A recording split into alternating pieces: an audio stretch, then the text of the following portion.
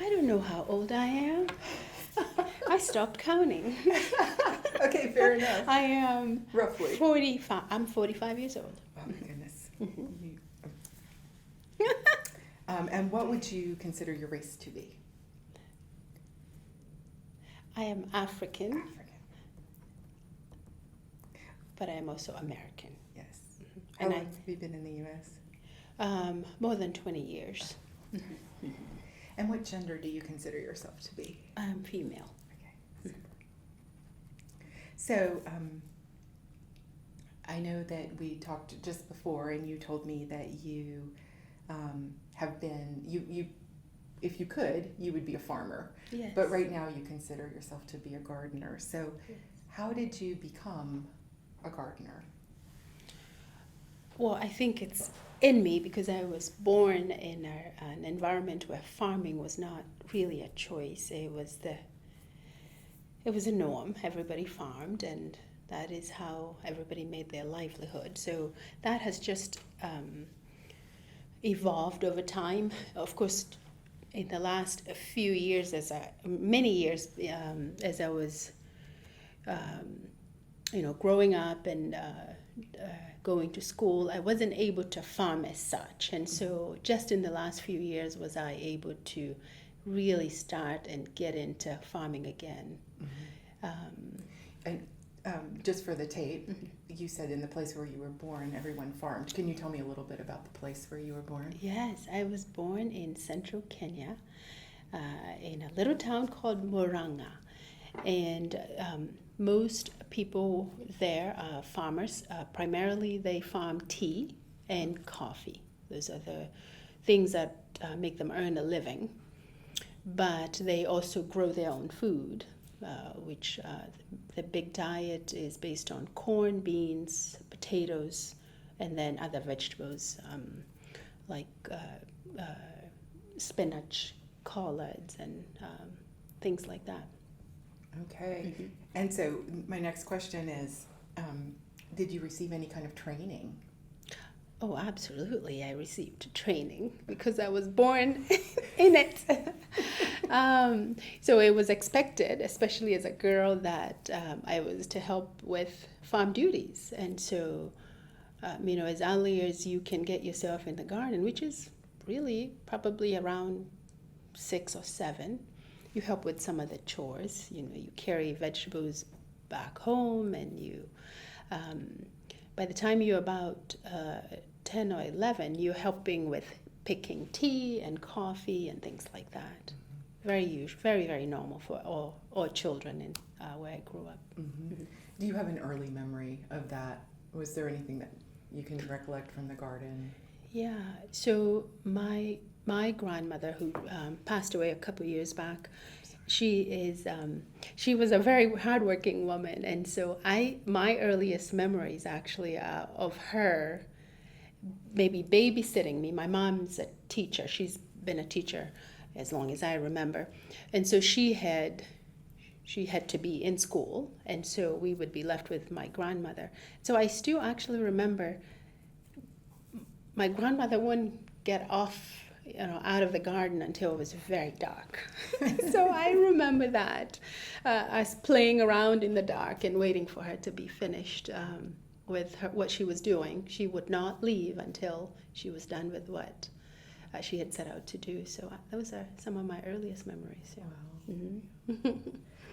So my next question is about your history of gardening in other places. And so you've mentioned that you've gardened in Kenya. Yes. But you were also gardening here in Yes. the Ozarks. So what are some of the big differences between those two places? Definitely the climate. Mm-hmm. So Kenya is a tropical environment, and so there's gardening all throughout the year. Mm-hmm. And so here you have to plan very carefully and get your seed started to get yourself a head start. That was, something I have had to develop, and I've gotten pretty good at that. Planning, even succession planning, things like that. So just being limited to a very short season has been, a learning curve for me. Absolutely. Mm-hmm. Any other differences that you note, just maybe in the physical labor of farming? Well, certainly farming here is mostly mechanized. Most people have machines and things like that. I don't have a machine. I have a pretty big size garden, and and I do a no-dig garden. I've developed a no-dig garden. And so really I have minimal machinery. I have a wheelbarrow to carry mulch and manure, but I've tried to keep it very low-key that way. But it is challenging to get, because you have to build up the soil. That is different, very, very different. So when I first started gardening in this particular garden I'm in now, I had to build up the soil, and that meant I had to obtain mulch and manure and really lay down a very thick layer of that to be able to grow something, because there's rocks underneath. Yes, so many rocks. Yeah, so that's new. That's something I had to learn. Yeah. Did you go to any trainings, or did you watch YouTube videos? How did you learn that process? I have watched quite a bit of YouTube. I think I know what I need to do, but how to do it in this environment watching things like YouTube has been very helpful, seeing how other people do it.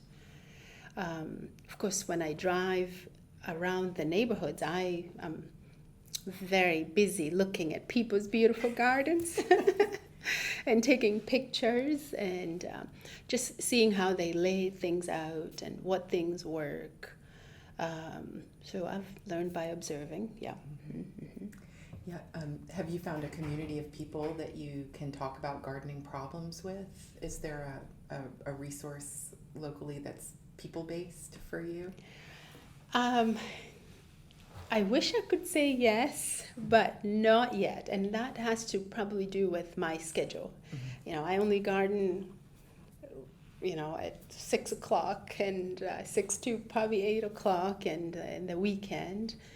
And so I don't have the resource of time. Yes. Yes. And I am sure there's a lot of people who could be good resources, but I just haven't had the time to go out and explore. Now, I will say, I applied for, I learned and applied for an RCS grant. So I don't know what you call him, the gentleman who helps me through the application process, Adam, yes. Yeah. So Adam is a really good resource, yes. Because I'm able to bounce off ideas of him. He's a gardener too. And he's really knowledgeable about of course, gardening in the Ozarks, things that will work, trees and things like that. So I've used him quite a bit. He's been a great resource to me. Mm-hmm. So regarding plants, you mentioned that at home you grow tea and coffee. And yes. I'm saying home, I mean Kenya. Yes. Also corn, beans, potatoes, spinach. What kinds of plants do you grow in your garden here? Same kinds of things, different things? Yes, I try for all the above. So like my garden right now, I'm having a really good tomato year. I've probably harvested over 100 pounds of tomatoes. Wow. It wasn't, I guess the planning wasn't quite on point, but it was just a very productive kind of tomato that I grew. And anyway, so I have lots of tomatoes, peppers, and beans. Beans weren't very great this year. I have a lot of sweet potatoes. That's been a challenging one because the limitation of time. But when it's successful, I've had a really successful year and a not so successful year. So timing and weather on that. I've grown carrots, lots of greens, lots of spinach. Not been successful growing cabbage here. There's too many cabbage worms. And I try to keep the garden chemical free. And so that's sometimes it's difficult with the worms and things, yeah. So that leads me into this question about pests. Mm-hmm. Are you finding pests to be the same or different from the other farming you did in Kenya? Pests, I think they're more intense here. I'll have to say that they're really, really intense. One of the things I'm not even sure that I've identified that little, whatever bug I'm dealing with, it's a little striped, thin beetle. Mm-hmm. And I mean, there's masses. They're I want to say hundreds underneath the plant. And so that's been challenging. And of course, there's the little Japanese beetles that are pretty hard to deal with. I've heard people call those squash beetles. I don't know if that's... Squash beetle is a different one. Oh, that's a different one. Yes, it's a different one. And thankfully, squash beetles you can get ahead of, in my experience, if you inspect your plants or frequently, because you can find the eggs and get rid of those, and then you don't have a big infestation. Still can get away from you, but easier than the Japanese beetles. So in your garden now, does anyone help you work in that? My boys help me. I have 2 sons, and when I ask, they do. What ages are they? They are 17 and 13. Okay. Mm-hmm. So actually helpful, like they could really do stuff. Oh, absolutely. They're my muscles. They help me bring in loads of mulch and manure and help me with fences. So they're very helpful. Okay. Mm-hmm. So you mentioned before you have quite a big garden. Yes. About what size would you say it is? So it's probably 200 by maybe 800 or 1,000. It's the piece a bigger portion is enclosed, so it may even be a little bit bigger than that. Yeah. So the enclosed part, that's fenced. Yes. And what kind of fencing do you have? I have. So when I moved into the property, it had barbed wire. So onto that I put chicken mesh. I have chicken, and so that's a big pest in my garden, I should mention. Yes. So I have mostly tall chicken wire all around that perimeter. That of course keeps deer out, and it keeps. I've been pretty lucky that way, and I have a dog that keeps most critters out. Okay. Yeah, he's pretty vigilant. Do you live in the Springfield city limits? No. Okay. I live outside of the city limits. Okay. Yeah. What about watering or irrigating? How do you water your plants? So when I started, I would hand water. So after work, I would get and start watering. I have made an investment of drip irrigation. Okay. I learned through watching YouTube. I went and bought myself a drip irrigation materials, and I, with one of my sons, actually lined up the drip irrigation, and have learned through the gardening years how to really finesse it and get it to work very well. So that's been a game changer. Yes. Mm-hmm.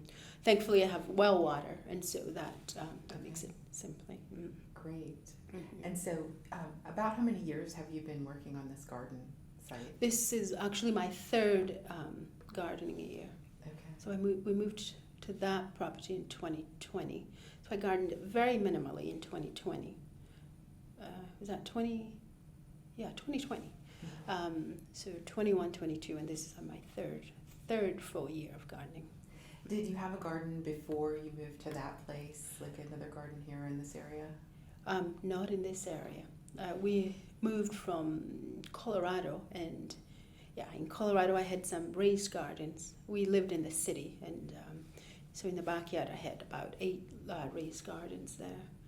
And so that really helped me start thinking about what I really wanted my garden to look like. Yeah. Mm-hmm. So what were the advantages or the disadvantages of the raised garden compared to the no-till kind of garden that you're doing now? I think that the raised garden is certainly easier to manage. Um, no matter how hard I try on this garden, I still, like now, there is just bounty of everything to include weeds. Yes. And so no matter how hard I try to keep, the weeds suppressed, they still take over. But in the raised gardens, that's easy to do. You can easily manage one bed an evening, and that's, that can be done over a couple of days, and you have a really clean garden. Mm-hmm. Yeah, so that's an advantage. Do you find a difference in the yield? Like, is one of them better for producing the kinds of vegetables you want to grow? I wouldn't say so. I think production, in my experience, has been dependent on the soil. How well you've got your soil, how well you water at the beginning, and of course how the weather behaves. So I don't know that my raised gardens were necessarily more productive. They were productive, but maybe so, because there was just such a smaller scale, and they still produce a pretty good amount of food. Mm-hmm.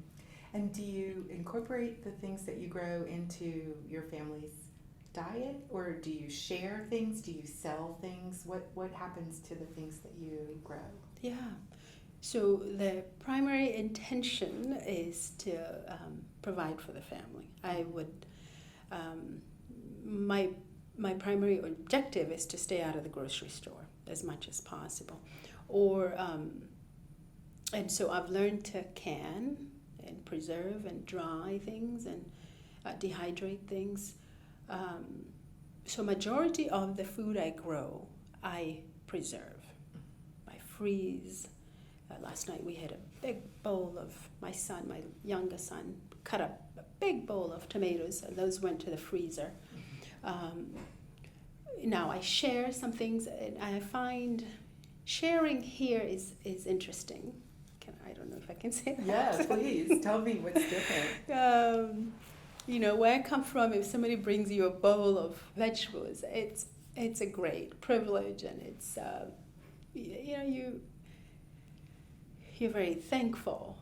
Here there's almost a feeling of, I don't know if you're not sure if you're bothering somebody, if they're actually going to use your produce, or do they actually use these things. I don't know, there's that sense. And so I share with my family. I have, family not so far away, so I share a little bit of that. All the canned goods I share with my family when I go visit them. Mm-hmm. So there's that kind of sharing. Mm-hmm. The fresh one is the one that I'm always hesitant about. Mm-hmm. I have sometimes found that people who don't garden don't really appreciate what it is when you give them a beautiful tomato. I know. They just don't get it. Yes. Yeah. So I won't bring, for example, if I have a bumper crop of cucumbers, I probably will not bring them to work. Mm-hmm. Not because I don't think I would love to share it, but I'm not sure that that translates. People sometimes would rather go and buy their cucumbers from the store, and that's okay. That's okay. Yeah. Yes. So. Well. Yeah. So gardening is intense and takes a lot of time, and there are successes, but there's also some failures, but you keep doing it every year. So what do you love about gardening? What brings you back? What's your favorite part of gardening? So not only is it able to feed my family for a really big part of food budget, but it is clean food that I know how it got there. So I enjoy seeing my family eating from the garden. I think that there's such a sense of accomplishment that comes from that. Especially because I am busy with my work, and I may not always be there physically, but when I do put something on the table, I feel like that somehow makes up for my presence or my absence. But gardening is also very therapeutic for me. My work can be stressful, and there's lots that I can't solve. And for the recording, may I ask what kind of work you do? Yeah, I'm a doctor. I'm a physician, and I take care of people in the primary care environment. Mm-hmm. And so, there's lots of challenges there. And so when I need to unwind, I go to my garden. Because there is, there's, even though you don't have a whole lot of control, but there's a lot of therapy in there. And there's a lot of joy, and even just being there, just sitting there and enjoying the flowers and planning in your head. Yeah, I love it. Mm-hmm. Mm-hmm. Do you have a favorite crop to grow? Favorite crop, I think it would have to be sweet potatoes. Mm-hmm. Mm-hmm. So I grow varieties of sweet potatoes that just take me back home. There's some red sweet potatoes with white flesh. I don't know exactly what they're called. Maybe they're called yams. Mm-hmm. And I also grow a Japanese purple sweet potato. Delicious. Mm-hmm. So I love those. I mean, I enjoy growing peppers and tomatoes and corn when it does well. Mm-hmm. So yeah, but yeah. So it's interesting that you want your garden to reflect some of the tastes and flavors that you remember from your childhood. Mm-hmm. Is there like a kind of a memory of eating something that brings you back to a different place? Yes. So one of, again, earlier memories of roasting corn. Okay, so roasted corn. And the varieties of corn we grow there are a bit different. So here the corn is grown for the sweetness and almost a speedy kind of variety. Now there's a different, the kind of corn I'm used to is I think it's meant for animals here. It's grown for cattle and but their goal is to get a bigger kernel and let it dry, almost dry, get it to a firmer stage. And if you roast that corn, it is just absolutely delicious. So I love that. Like I said, sweet potatoes are sort of my favorite, and sometimes just eating them in the garden raw, and that takes me back to my grandmother. And so those are some of my favorites, yeah. That's lovely. Mm-hmm. So now I want to turn the focus just a little bit and talk about maybe some of the challenges you've faced farming here. I know you mentioned that you did some strip irrigation. You said you have some muscle power to help you with fencing. Yes. But what kinds of challenges have you found gardening in this region? You also mentioned the shorter growing time. Yes. And again, the rocks in the ground. I mean, just not being able to. One of the things I would really, really like to develop more of is an orchard, a nice tree, fruit trees. But I find that anytime I plant trees, I'm either not going deep enough because there's so many rocks, and so they're not thriving. The trees aren't thriving, so that's a big challenge. Getting mulch, mulch to keep up with my no-dig garden. There are some registries where you can put your name, and the tree arborist can come and drop. I think it's called chip drop or something, and they'll come in. But I've been on the list now for 2 years, and I still have not gotten a supply. I got one when I first lined up. Okay, Springfield Community Garden might be able to help you. Is that right? So we'll highlight that, and we'll ask Anna if we can get some help with that. Oh, that would be great, because that is a great resource there. Mm-hmm. One of the other things I tried to do, and maybe it was a little premature on my part, I tried to grow seedlings and get them maybe to the farmer's market. I thought about that aspect. But when I went to the farmers market, the cost is almost prohibitive to have a stand in the farmers market for no guarantee that you will make any sort of headway. So that was a challenge. Yes. Now, there's plenty of people making it and doing well, but I think for a beginning farmer that can be a bit of a turn off. Also, your time is very precious. Yes. And so if it's not going to work out, Mm-hmm. you need to know that. Mm-hmm. What about any challenges relating to like knowledge or kind of techniques? I think in this day and age, I would almost say time is the only limiting factor there. There's enough resources. There's enough, I would say, out there if you put the time in there. So I wouldn't say techniques have been challenging. It's just doing it and maybe seeing what didn't work and figuring out why it didn't work. Mm-hmm. Maybe doing a little more research. But I think there's plenty of resources. I mentioned Adam with the NRCS. He's a great resource.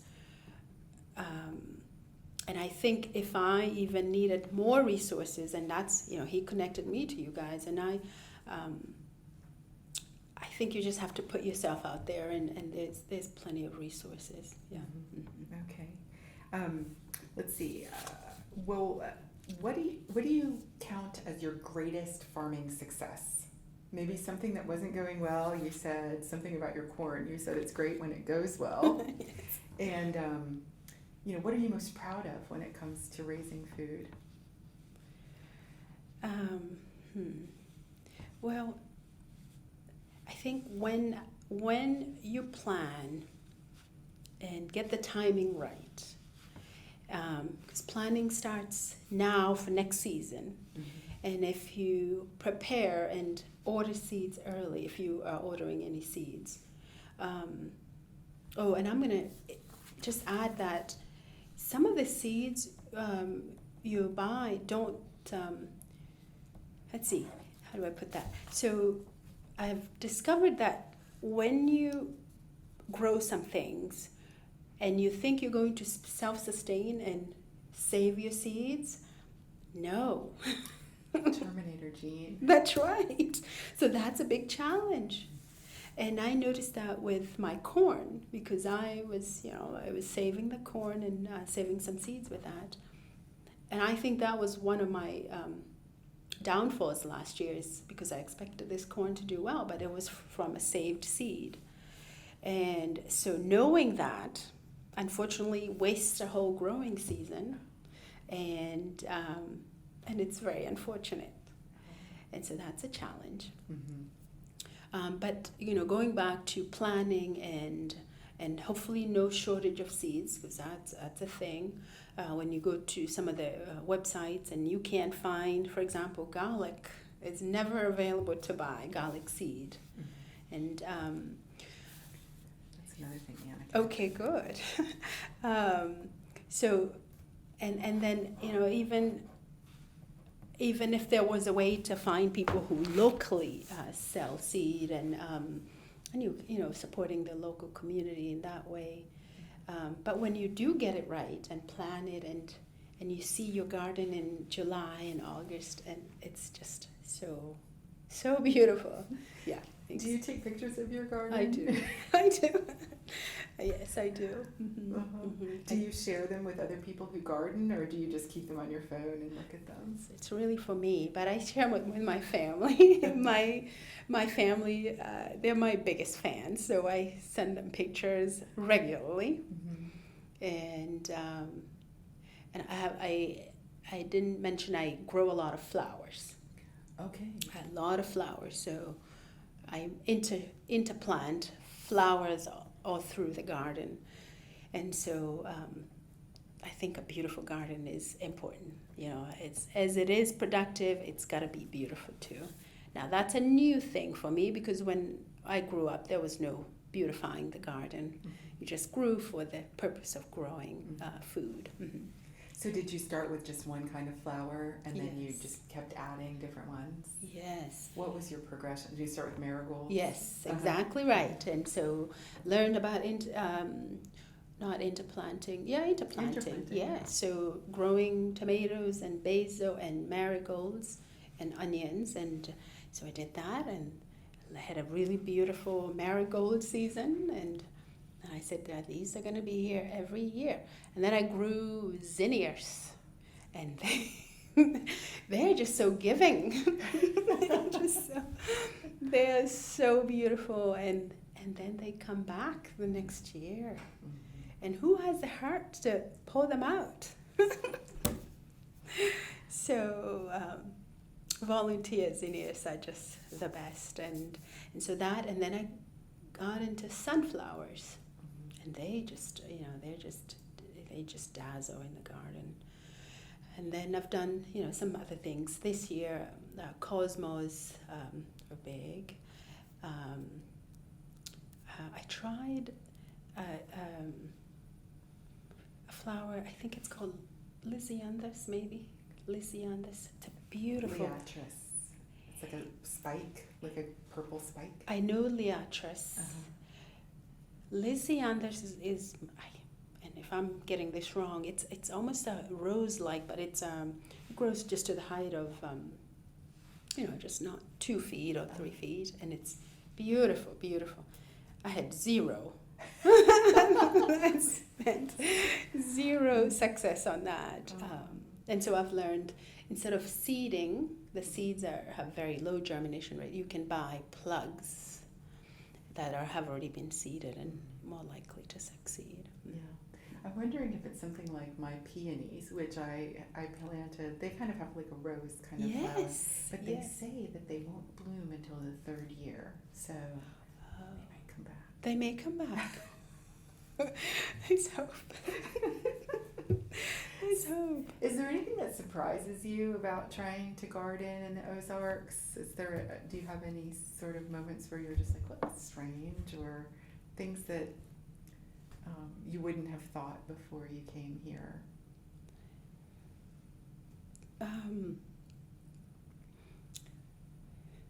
Things that I thought, things that surprised me about the garden? Yeah.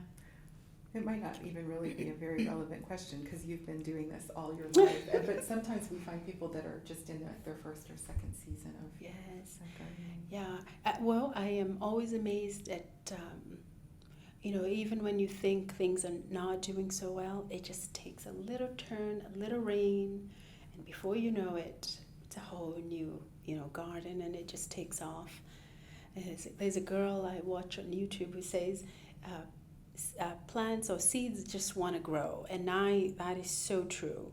You think you can put so much effort into it, but really most things just want to grow, and I've seen that.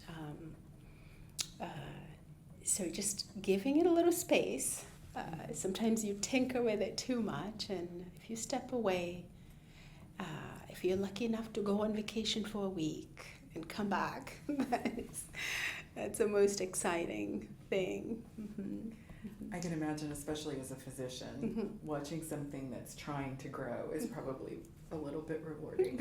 It is. It is, yes. So what do you wish you had known before you started your this current garden? What kinds of information would have been helpful to you before you got started? If any. Yeah. You're a pretty accomplished gardener, so you might have already... Well, I think gardening is about it. You're always learning. I don't know that I would never consider myself an accomplished gardener. I think I am learning every day. I go out there and I'm surprised at the bugs, and I'm surprised at the bounty of, these tomatoes, for example. And then in the same environment, something completely fails, like my beans this year, and it's beautiful soil. We have plenty of rain, and so you don't know. You have to be able to give up control and just let things shine as they will, Yeah, so That's good advice. What advice would you give somebody who was a beginning farmer? Maybe especially someone who has never gardened before, no one had showed them how to garden before. Like, what kinds of tips or advice do you think would be valuable? Yeah. So it takes time. It definitely takes planning, just kind of thinking through, but do not overthink it, because overthinking is just not going to make things better. But that things want to grow. I mean, you don't have to know so much. You don't have to be the most experienced gardener. If the conditions are right, you will get a harvest. Start with something beautiful, something that will inspire you. Make sure you grow things that you will eat. Do not grow things that you just watch waste away. And I think that's one of my biggest pet peeves. I go to gardens and there's all these tomatoes and peppers and squash, and nobody's harvesting them. And so that makes me really sad. So starting with things that you will eat, your family will eat, and just take small steps. Maybe start with a small raised garden.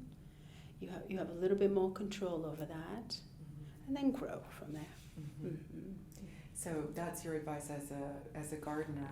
As a doctor, would you have any advice for people who wanted to do some farming?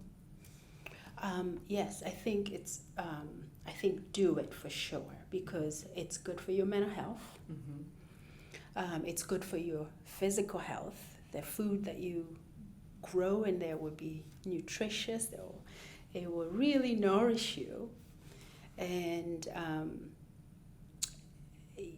it's just such a blessing to have that privilege to grow something and then put it on the table, and then come up with ideas of how to different ways to eat it and prepare it. It's really good. I would say, definitely everybody should have a little garden. So that's really the end of my questions. My final question to you is, what do you wish people knew about your garden or your journey? Is there anything you would want to share with people that I didn't ask you? Maybe other people listening to our recording or reading this transcript? Oh, what would I want people to know about my garden? My garden's beautiful. Okay.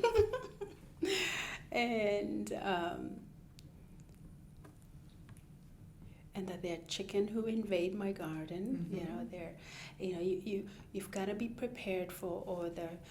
I think there's certainly a lot of things that want to come into your garden, and just you have to plan ahead. Otherwise, the disappointments that come in may knock you over, and you may not want to keep gardening. So, in a way, preparing is very important. So I've pretty good fortress now in the garden, but I still get some escapees that come in.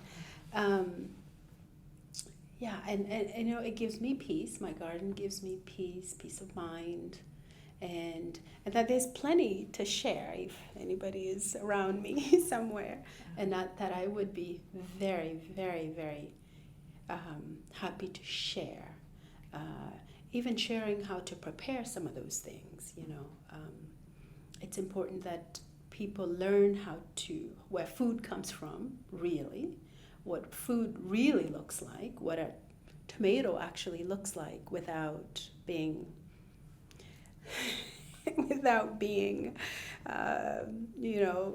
messed with, and what a natural tomato looks like. Most food is not as pretty and as flawless as it looks in the store. It is important to see food in its natural state and enjoy it that way. And that food tastes significantly better when it's grown that way than when it's mass produced. It just takes on just the nuances of the soil, and it preserves